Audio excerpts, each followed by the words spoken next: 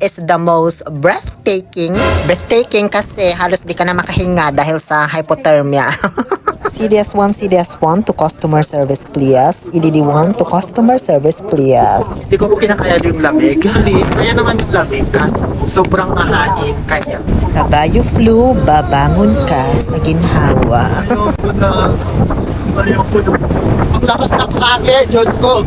Hi everyone! Welcome to our day 9 here in Vietnam. Dalawang tourist spot ang pupuntahan natin ngayong araw dito sa Sapa. Hindi Batis ha, Sapa. Unahin na natin itong sikat na Fancy Pan Legend by Sunworld. Yes, same lang po ito ng developer sa Bana Hills. Kaya yung setup halos same lang din. May garden na Malaparaiso dito pa lang sa bungad. Isang kamag-anak ko na nawawala. Naliligaw. Buti kinakaya mo yung lamig, tol. May mga kamag-anak rin ako dito. Malayong kamag-anak naman na yung mga yan. Kaya di na nila ako kilala. Napakaganda rin itong garden, ha? Very Instagrammable din. Di ko nga lang alam kung ano tawag sa area na to kasi di ko mabasa yung mga nakasulat. Zero velocity kasi man. Ang kapal ng fog, Diyos ko. So, balikan ko na lang ito mamaya. Pagpauwi na kami, sakaling humupa na yung fog. Sa ngayon, hanapin na muna namin yung sakayan ng cable car kasi aakyat na naman kami. Papunta sa Fancy Pan Summit sa may tuktok ng Indochina. Yun daw ang pinakamataas na bahagi ng Vietnam, Cambodia, and Laos. Ewan ko lang kung tama yung pagka-research ko ha tungkol sa Indochina na yan.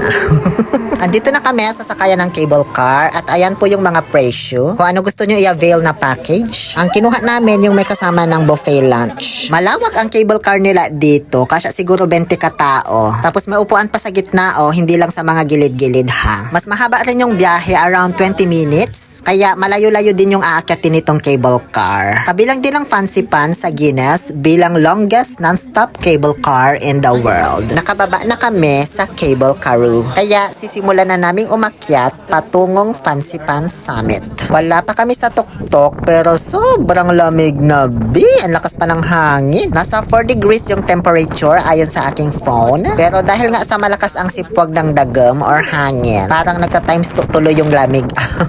Sobrang kapal din ng fog, kaya habang paakyat ka, di mo rin masyado makita yung view. Lalo na pagdudungaw ka sa ibaba, kasi yun yung maganda yung overlooking sana. O siya, maya na ako mag-video at nanginginig na ako. May nakita akong sulok dito sa may harapan ng templo yata ito. So ayun, nagtago muna ako dyan para makapag-warm up naman yung katawan ko.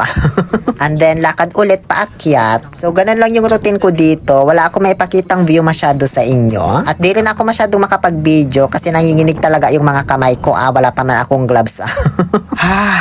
Ano ba yan? Nakakahilo man.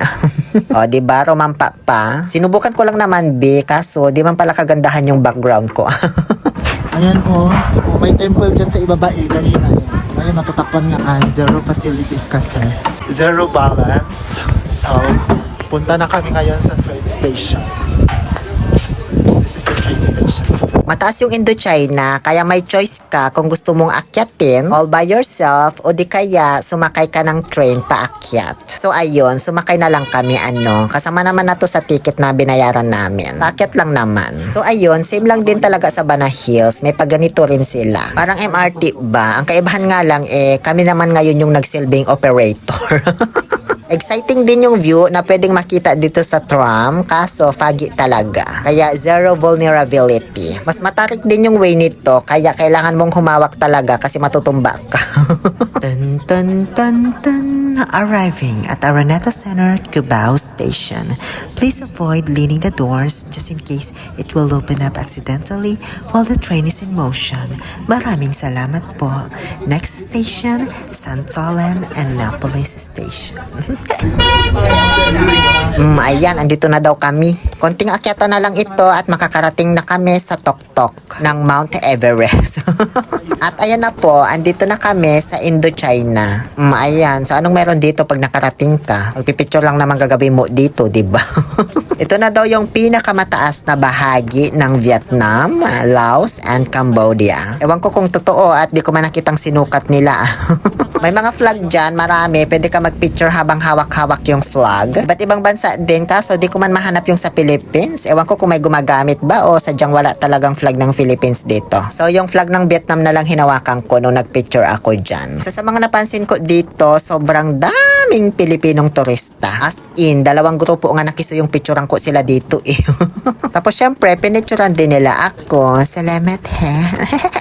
So, ganun lang naman. Magpapalamig ka lang dito sa taas. Wala masyadong adventure like yung Alpine Coaster na sasakyan, ganon, dito sa Fancy Pan Legend. Nakahiwalay, babiyahe ka pa sa ibang lugar. More on sightseeing view lang talaga dito. Na di ko masyadong na-appreciate kasi nga hindi maganda yung weather. Ang kapal ng fog kaya di ko makita masyado. Pero nagustuhan ko man yung experience kasi may challenge, kakaiba. At least naranasan namin yung ganitong weather habang paakyat dito sa Indochina, diba? Sino matalinong tao nakaisip kung tayo dito maglamig-lamig? Di na ako masyadong nagtagal sa taas at malapit nang malustay yung itlog ko man, kaya bumaba na lang kami.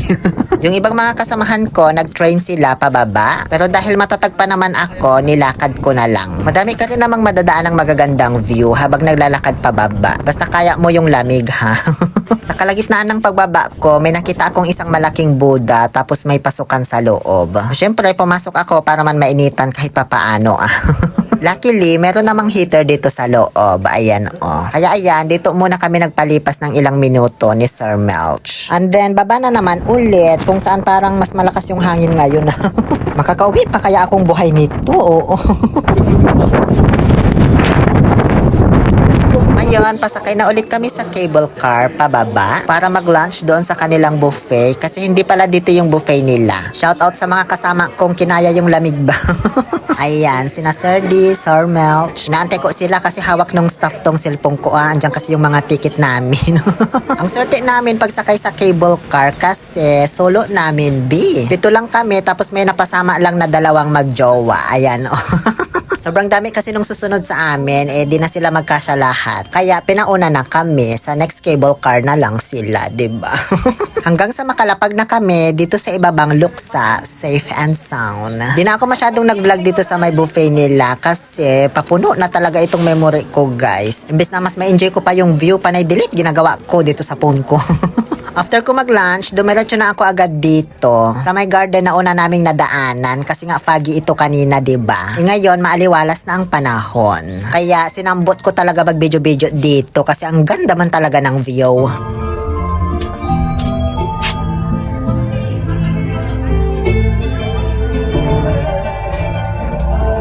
Ito talaga yung music na maririnig mo dito ha, hindi ko ito nilagay lang.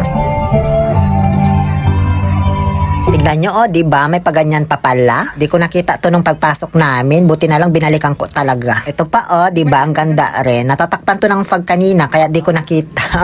Ito naman, ginagawa pa lang yung tanawin na to, kaya bawal pa pumasok. Thank you so much, Fancy Pan Legend. See you again, Hinga Playa. Pagkatapos namin sa Fancy Pan Legend, diretso naman kami sa Glass Bridge. Nasa 15 minutes din yung biyahe papunta dito mula dun sa Fancy Pan. So una, aakyat muna ng mini elevator papunta dito sa bilihan ng ticket. Tapos may sasakyan kayong service for free. Paakyat naman dito sa may sakayan ng napakataas na elevator. Diyos ko. Dito na rin i-scan yung ticket na nabili. 500k dong yung presyo, around 1,250 pesos. O sa'yo na yung phone ko sir, wag mo nang ibalik ha. Parang excited na tumapak sa Glass Bridge si Ma'am Norma. So ganyan yung proseso. Kukunin yung cellphone mo tapos iaabot doon sa pinakahuling papasok na kasamahan nyo. Ganun. Nakasakay na kaming elevator paakyat doon sa Glass Bridge. Di sana ako mag-video kasi siksikan kaso natatawa ako doon sa nasa likod kong nagbe-video kaya di man niya napindot. At wag ka, sobrang haba nitong elevator paakyat. B, nasa 4 to 5 minutes kayo siguro sa loob bago makarating dito sa Glass Bridge na mismo. Dito pala yung lagi kong nakikitang rainbow na hagdan na pinagpapapicturan nila. Diyan din yata yung exit kapag natapos mong baybayin itong Glass Bridge. Konti lang nakuha kong video dito kasi takot talaga ako. Panoorin nyo na lang. Pag tumabutas, dito ako tumatawid sa gitna para hindi ako magpapalaglag. Makapal ba ito? Papa! Ayoko na tumingin sa ibaba.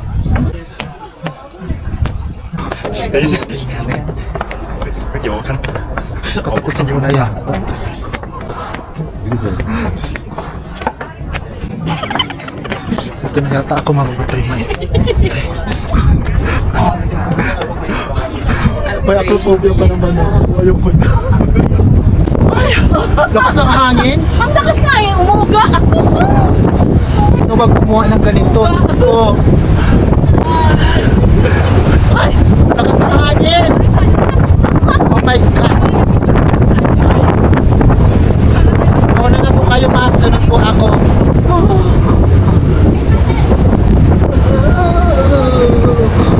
Ayoko na. Ayoko na. Ang lakas ng hangin, Diyos ko. Madalas magkawin to. Nakaloka ka. Hindi ko na kaya man. Ay! So ayun, pauwi na kami. Kasama ko sila Ma'am Norma at Ma'am Edwina. Hindi namin natapos baybayin ito.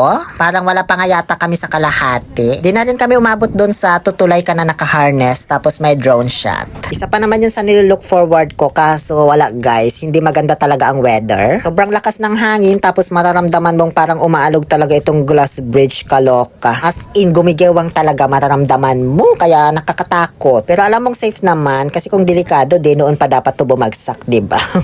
Kakaibang experience to, andito na lahat ng pakiramdam, pero hindi ko masyadong nasulit. Gusto ko pa rin namang balikan to, pero gusto ko yung hindi na mahangin at hindi na foggy. End of day 9. Yun lamang po. Muli ito po ang inyong Lonely Pill Oliver Castro na nagsasabing no to toxicity, let's make people happy. O, 2 episode na lang ha.